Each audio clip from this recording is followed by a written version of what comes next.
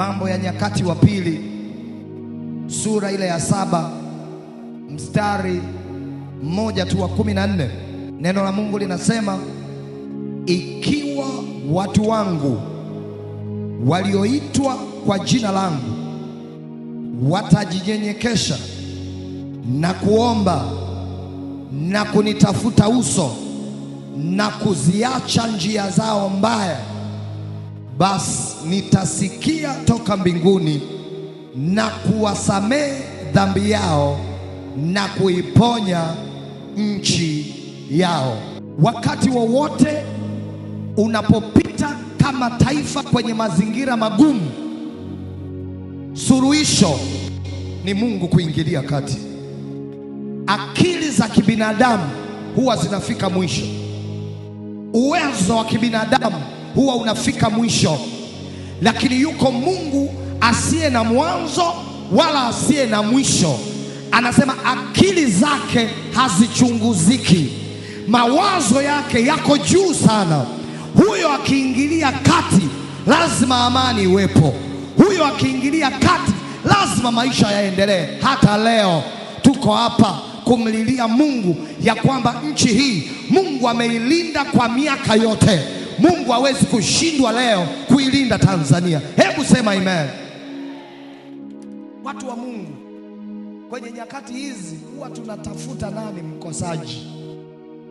Hiyo sio kazi ya wewe uliookoka. Kazi yako wewe ni kumsihi Mungu wa amani aipe nchi amani.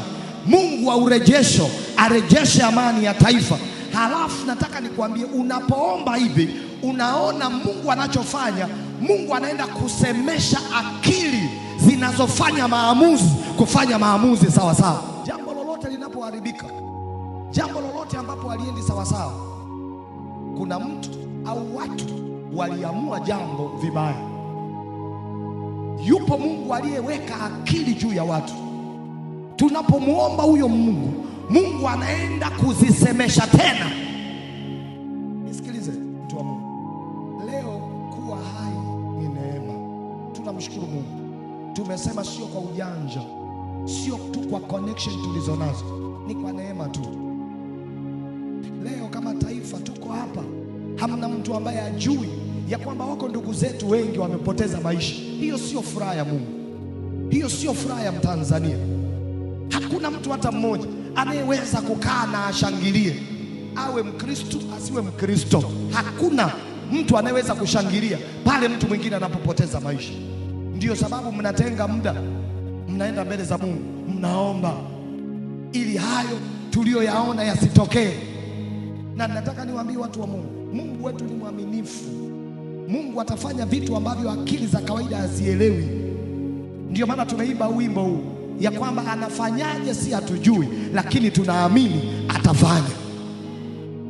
Mimi ninaamini. Biblia inasema imani ni kuwa na hakika ya mambo yatarajiayo.